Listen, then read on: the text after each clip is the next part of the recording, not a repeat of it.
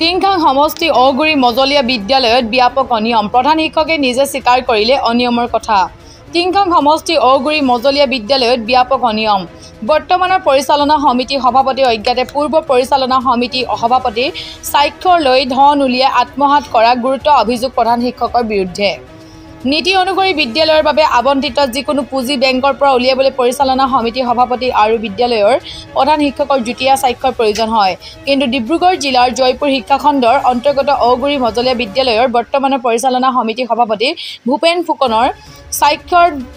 নোলোৱাকৈ 2টা বছৰ ধৰি বেংকৰ পৰা ধন উলিয়াইছে প্ৰধান শিক্ষক অনিল ভূঞাই পৰিচালনা সমিতি অজ্ঞাতে ধন উলিয়াই আত্মহাত কৰা গুৰুত্ব অভিযোগ উত্থাপন কৰিছে পৰিচালনা সমিতি আৰু স্থানীয় ৰাইজে কেৱল ইমানেই নহয় বিদ্যালয়খনৰ আন্তঃগাঁথনিৰ ক্ষেত্ৰত চূড়ান্ত গাফিলতি কৰিছে প্ৰধান শিক্ষক অনিল ভূঞাই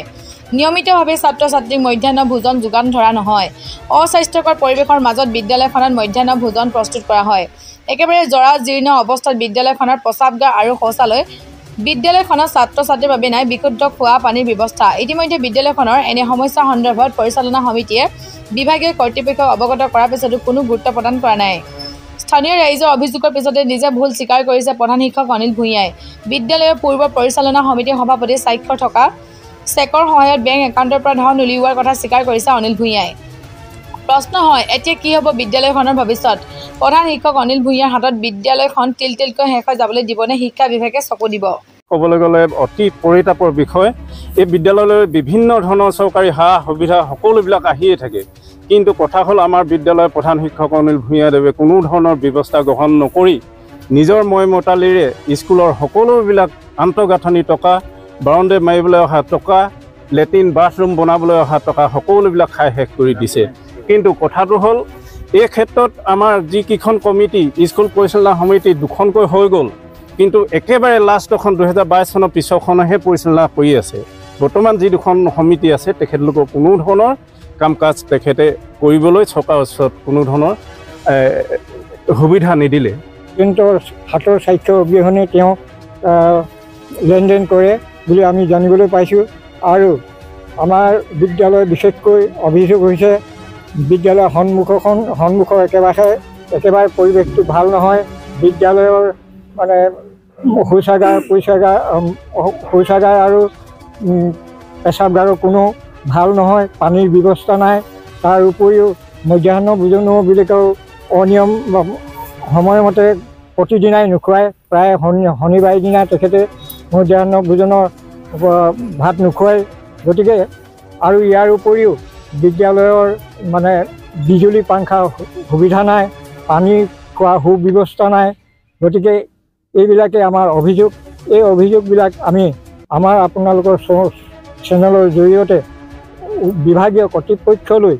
আমি এটা বিনম্ৰভাৱে অনুৰোধ জনাইছোঁ যাতে আমাৰ এই অনিয়ম হৈ থকা তেখেতে এককভাৱে চলোৱা এই কামখিনি বিভাগীয় কৰ্তৃপক্ষে ঊৰ্ধ্বতম কৰ্তৃপক্ষে সুবিচাৰ কৰি তেখেতৰ ওপৰত এটি বিহিত ব্যৱস্থা বুলি ল'ব বুলি আশা কৰি সেইটো মোৰ ভুল হৈছে মই এতিয়া নতুনকৈ আকৌ তেওঁলোকক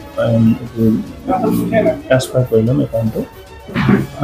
যিটো আমাৰ নতুন একাউণ্ট হ'ল কানাড়া বেংকত সেই বেংকটো ধুনীয়াকৈ চলি আছে তেখেতৰ জ্ঞাত হৈ আছে কিন্তু যিটো একাউণ্ট আমাৰ আগৰ পুৰণি একাউণ্ট আছিলে সেইটো একাউণ্টটো ট্ৰান্সফাৰ কৰা হোৱা নাই আৰু যিটো আমাৰ তাতে গুণোৎসৱত এপ্লাছ কৰাৰ কাৰণে 25,000 টকা সোমাইছিলে সেই টকা উইড্ৰল কৰিবৰ কাৰণে পুৰণি প্ৰেচিডেণ্টটো যিটো চলি আছিলে তেখেতলৈ মই জনাই সেইটো মানে উইড্ৰল কৰি আমাৰ কিছুমান তেখেতলোকে ক'লে যে আপোনালোকৰ হাততে এইটো এৰিছোঁ মিড ডে মিলটো হয় কাটচিত কিবা হেৰি অসুবিধাৰ কাৰণে কেতিয়াবা এদিন দুদিন নহ'ব পাৰে সপ্তাহটো ৰেগুলাৰ থাকি যায় নেকি প্ৰতি সপ্তাহত নহয় তেনেকুৱা কিন্তু অত্যন্ত এৰাব নোৱাৰা কিবা তেনেকুৱা পৰিস্থিতি হৈ যায় খুব সোনকালে মোৰ নিজৰ বা টকা পইচা দি হ'লেও মই যিখিনি আন্তঃগাঁথনি দুৰ্বল আন্তঃগাঁথনি আছে সেইখিনি খুব সোনকালে মই কৰি দিম এইটো কৰি ল'ম সেইখিনি কৰি দিম আৰু সেইখিনি নকৰা কোনো প্ৰশ্নই নাহে আৰু ৰাইজখিনি আছে যিহেতু আমাৰ স্কুলখন খণ্ডৰি উঠিছে হয় কৰিব লাগিছিলে সেইখিনি মই ভুল হ'ল বুলি মই স্বীকাৰ কৰিছোঁ